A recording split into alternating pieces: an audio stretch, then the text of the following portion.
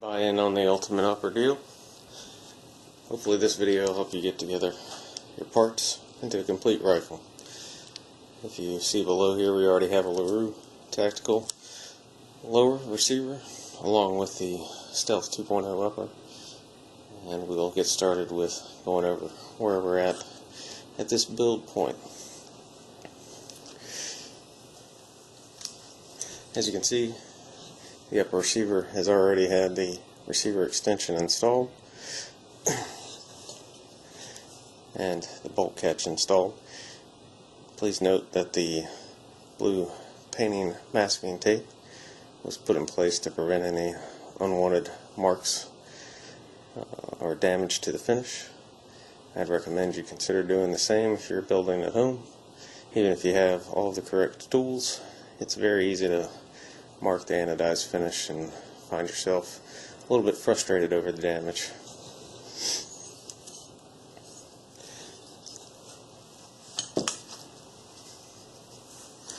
I'll show you briefly where these same parts go using an Anderson lower receiver.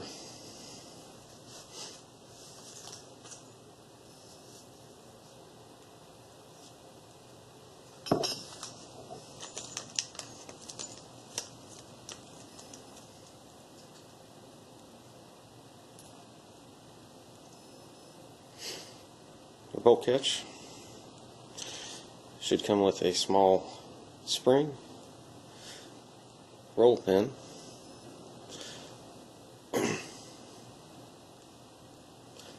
and the proper machined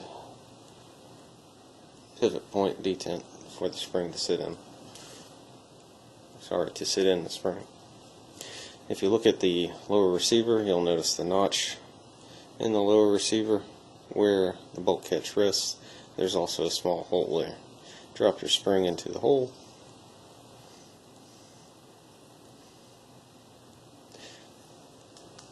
Insert this small machined piece so that it fits into the spring cavity, and it should press down into the spring. One thing to note is that you may want to have a set of drill bits handy, especially if you're not using a LaRue Tactical lower.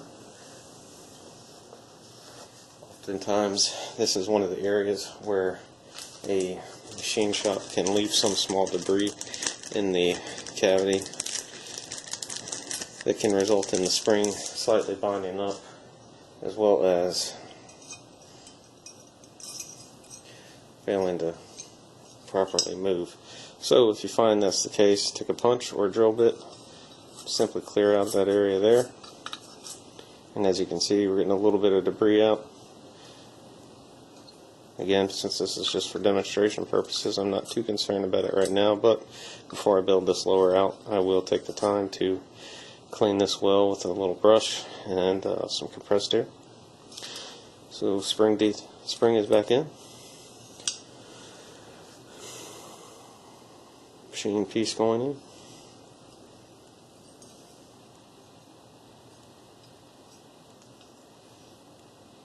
Again, should have some movement there. Take your bolt catch and you can lay it into place. Make sure it actually fits within the notch.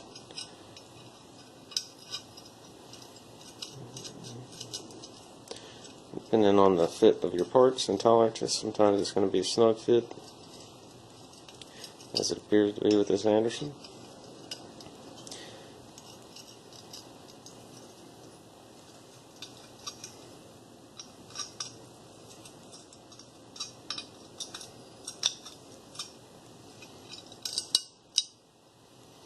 Alright, so once you've got everything in place and seated well, you want to look for proper fit, make sure everything's where you want it, and eventually come through and verify that you can see through the holes. If you can see the light all the way through, you've got decent alignment there, you can go ahead and start your roll pin. To do the roll pin, Again, I'd highly recommend you taking the masking tape, rolling it through, all around on the sides, and anywhere you don't want to have to worry about any kind of marks and marring.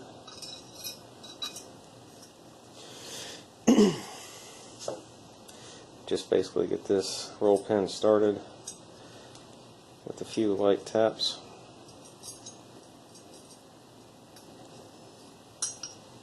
Once you've got everything aligned, again, this punch, if you see, is flat-sided. It's got some curvature on one side, flat on the other. It's provided by Brownells. Align that up. Use that flat side towards the receiver. Just work your way through, tapping that in so that the tip of the pin and the tip of your punch line up. I find it's easier if I rest this part of the receiver either on a flat surface like that, so that I can come vertically, or I turn it and come towards my body, get a couple light taps to get it going. Once you get this pin in, just make sure you maintain alignment with the bolt catch in place and work the roll pin all the way through. I personally use this hammer. It's got a nylon end. If you're really worried about making any marring and marks, you can switch it out for the brass or steel punches. But with the tape in place and the right punch set, you can get away with using this steel head and the steel punch without worrying about damage. Alright, so assuming you've got your bolt catch installed, I'll move on to the receiver extension since I've already got that in place down there.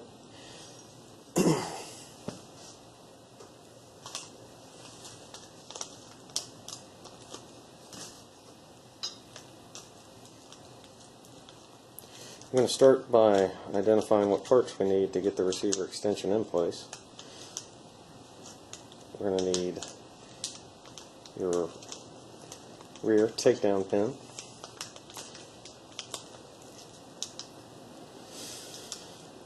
which should be the shorter of the two pins, the spring, and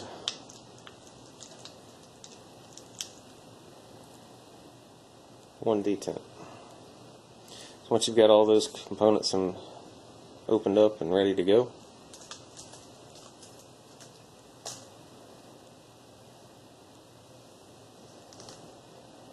go ahead and grab your receiver extension.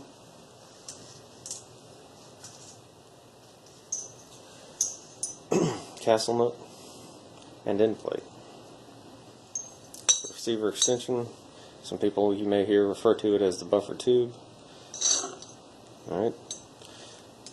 This one in particular that I'm using for the demo here is not a LaRue component. I believe it's Damage Industries. You can note that the notch for the buffer retainer extends a little bit further than LaRue's. Either one will work. Both are Milspec diameter. Both are made from quality materials. They should function fine. And then finally, you want your buffer detent and buffer detent spring. The buffer detent and buffer detent spring must be installed prior to threading the receiver extension in. In the correct order of assembly will be to have the castle nut in place so that the notches are facing towards the rear, and you'll notice that there are smaller notches on the opposite side of the larger notches. These are for staking the end plate with the castle nut to prevent it from rotating, much like staking on the bolt carrier gas key.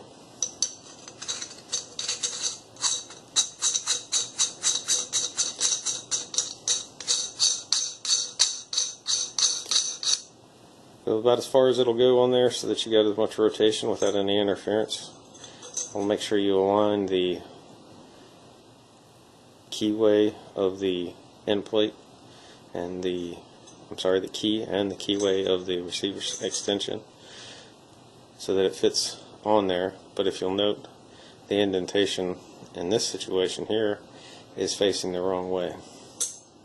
We actually want to have this indentation facing inward as it interlocks with the rear of your lower receiver, again helping prevent rotation and assuring proper alignment when fully assembled.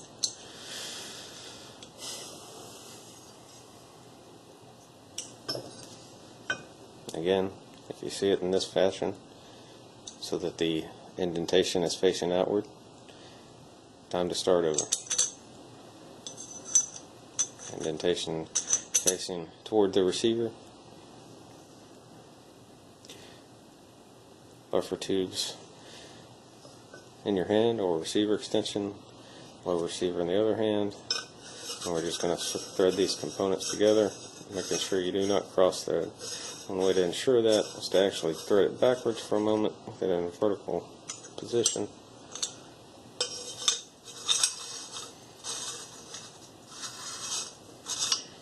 Once you get it started,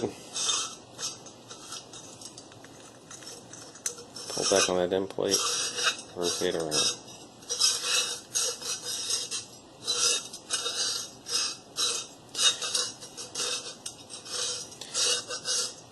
Slight amount of grease on these threads will never be a bad idea.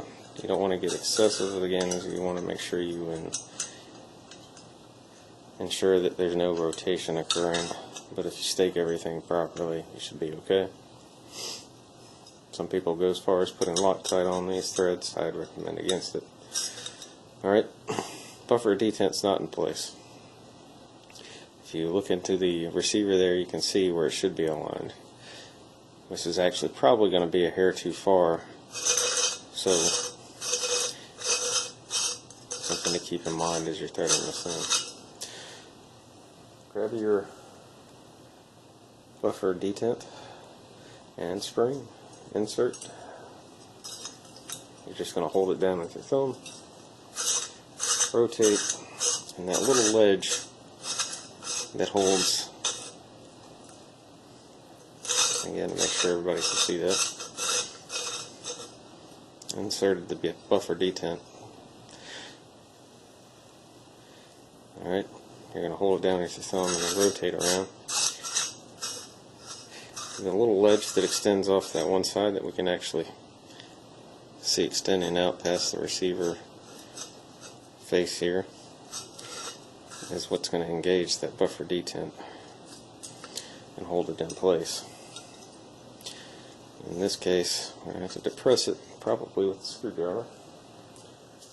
Try to punch.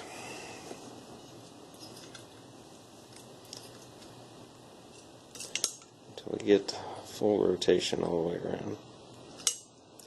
We'll take a look at how this fits.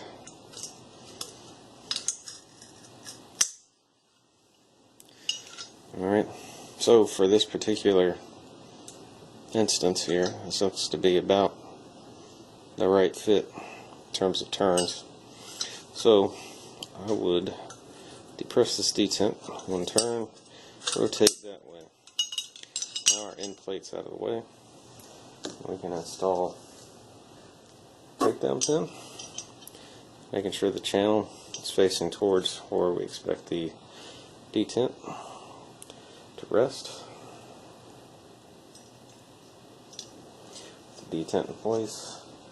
Drop your spring. Notice the pin's not rotating any longer. Bear with me while I grab a screwdriver real quick.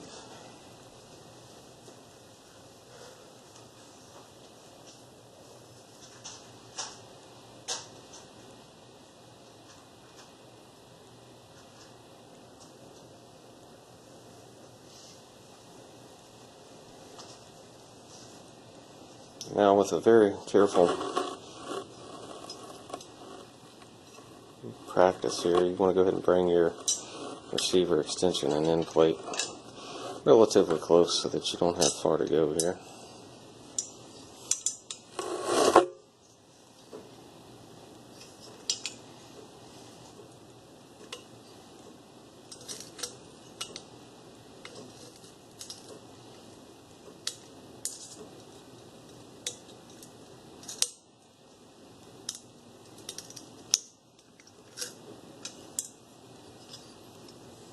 Alright, so I'm going to bring the end plate up as far as it'll go. Make sure you control the spring and depress it just enough it doesn't go flying off every which way, but that you can rotate the receiver extension around so it locks in place. Now you need to ensure that you have your spring properly aligned with that end plate so that it doesn't get squirrely on you as you assemble everything down.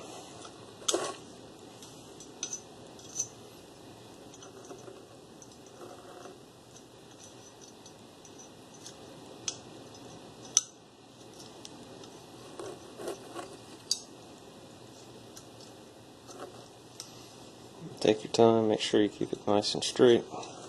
It's a pretty common mistake to get this spring mangled, but if you're patient, you can assemble it without issue. Once you get that spring started to compress down into the channel, start bringing your castle nut down.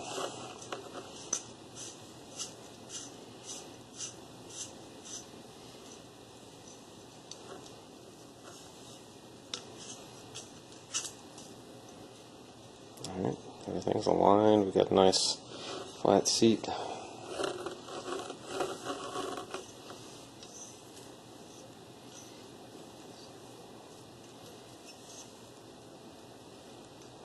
Alright, receiver extension should be in line with the grip and mag well, so it's centered in the weapon. Again, the alignment with the keyways, notch with this takedown detent fit well, keep everything nice and aligned. But we're not done. You need a castle nut tool to ensure that you can properly tighten down this castle nut. Colt spec on this is 38 to 41 foot-pounds according to the Colt Canada C7 manual. You're going to rotate this around using a torque wrench in the proper location to measure your torque. You want to measure with your torque wrench in a 90-degree angle in relation to the joint we're working. If you put it this way, the extra length here actually acts as an extension on your torque wrench and gives you excess torque compared to what you're actually getting in terms of your measurement from your wrench. A few different options out there. This is the hammerhead tool. I feel it works pretty well just for the fact that it engages all 4 notches. Has a nice heft to it. Doesn't feel like it's going to give way like some of the other tools out there that you might find. But pick your poison and go for it. Front detent pin is also installed on the LaRue lower there. For that, I use a pin like this that you can find at Lowe's, same diameter as the pin that you would use for your pivot pin.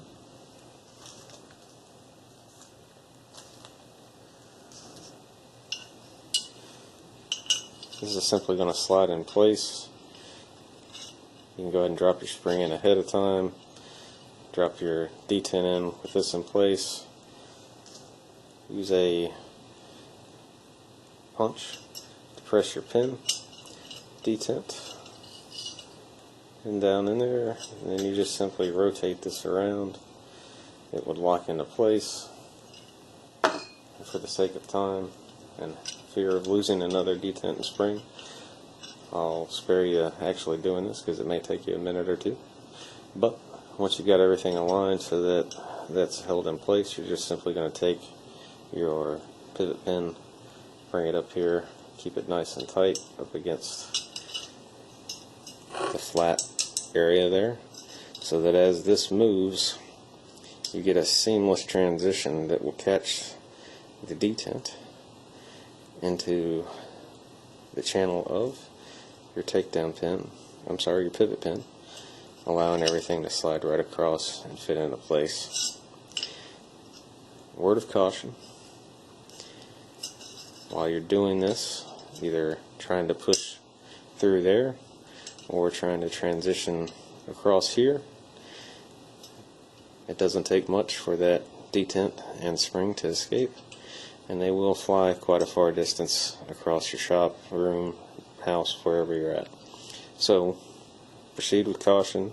Maybe work in an area where you can locate items if they fly across the room. Best of luck to you. Again, work it across, in, make sure it locks into the channel, and then you should be good to go with pulling in and out. In the event you decide you need to remove your pivot pin, whether it be you want to change it out for an aftermarket pin, or decided that there's some crud or spring tension is too high or whatever, the little hole that you can see in that pin is designed to allow you to use a small punch or drill bit to insert down through there, press the detent in, and slide this out. Again, if you do that, know that this detent and spring are under a lot of tension and are most likely to go flying through the air if you do not do something to capture it. Alright, so that brings us to what I have assembled currently. I have not had a chance to torque the castle nut on the LaRue lower. The indentations on this castle nut are slightly different than what you may see on your other castle nuts out there.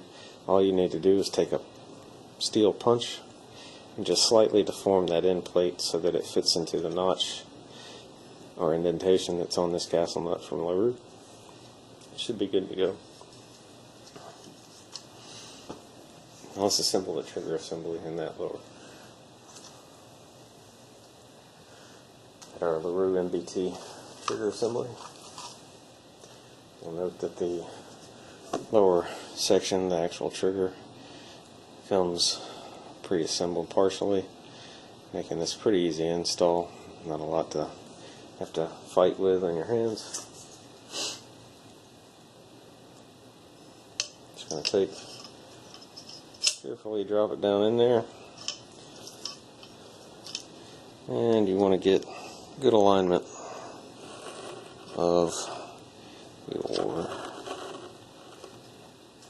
hammer pin, your trigger pin, holes with the receiver. Grab the pin out of your case, and we're just going to slide it across. Some people like to keep track of which side they insert the notches on for these pins. Basically, the hammer spring is going to interlock with that notch or groove, keeping this pin from moving in and out. You see, once you got good alignment, it slides right in, which is why it's important to have these spring legs properly captured on top of those pins. Common mistake is to install them underneath the pin, but you need to make sure it goes on top when you go to insert this hammer.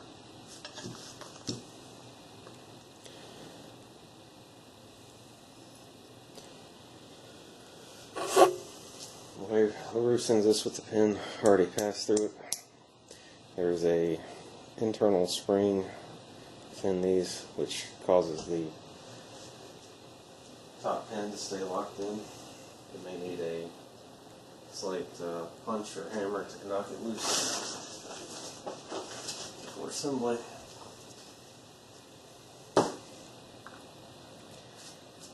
Always have a trusty block handy.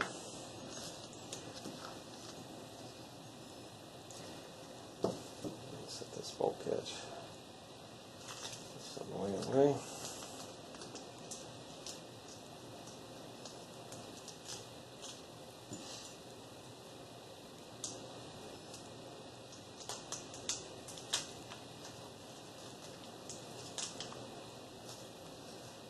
Take down detent.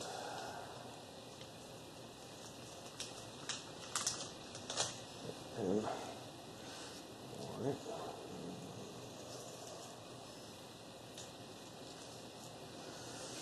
Alright, so let's knock this pin loose real quick.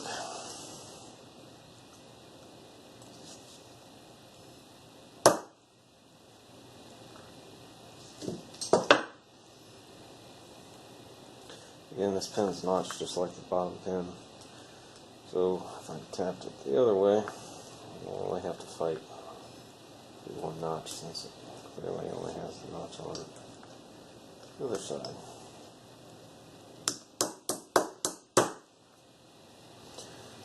There we go. Alright. If you notice, LaRue's already got our spring installed on this hammer from the factory. That's to help you out. For some reason you take it off, you want to make sure that this spring goes back on in the way that it captures against the hammer. Like this, you can see these coils stack in a kind of a pyramidal kind of shape, I guess, trapezoidal. I don't know what the right word there is. Help me out sometime. Alright, so we're going to lay it in on top of the springs, the spring legs on top of the trigger pins. Notch.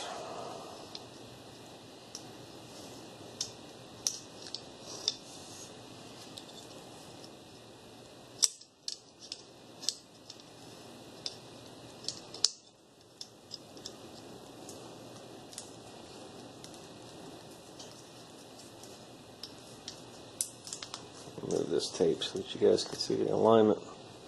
Again, we want to do the same thing as before. We're looking for a good alignment before we start trying to push this pin through. You don't have to work with it just a hair.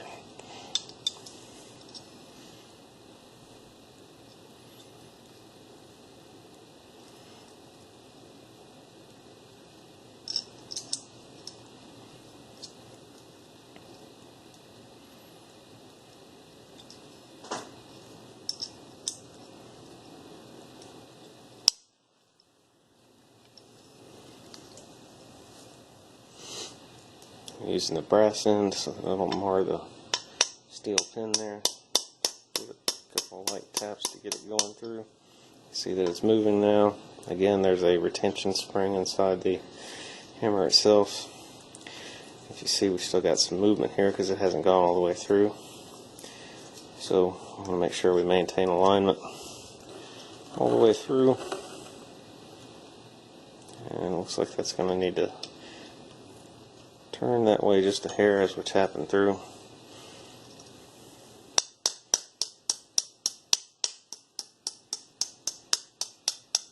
Alright, that last little oomph it's going to need. I don't really want to mar the finish. So, put a piece of tape across the face there.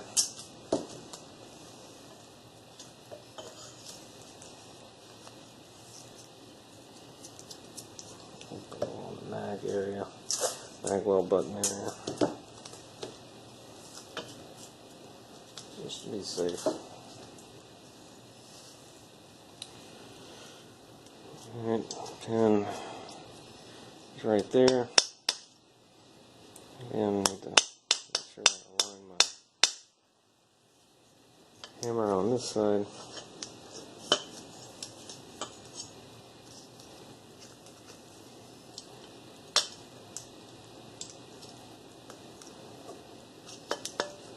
Alright.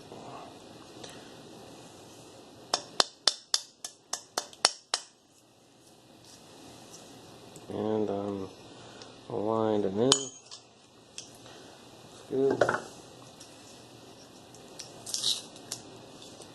BT is installed. No marring on the surface there.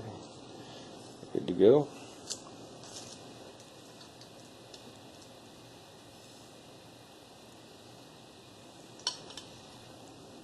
Notice I'm pushing on this pin now and it's captured by the trigger spring, or hammer spring, preventing the trigger pin from moving out. So I'm happy with that. Shouldn't have any issues at the range or in the field.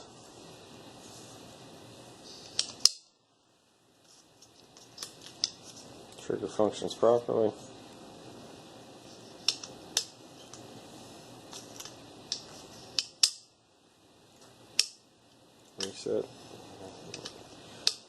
Everything seems to be working fine there. Again, controlling the hammer here. I'm sure you guys are familiar, but we don't want to let that hammer fly forward by just pulling the trigger. It can damage the bolt catch, the hammer face, the lower receiver.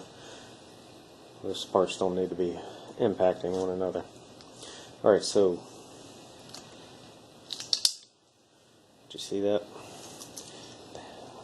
If I leave the hammer in the upward position, you can see that the trigger assembly is still interfering with the safety opening. But if we cock that hammer back so that it locks into the downward position, our safety opening becomes accessible for us to install the safety into the lower.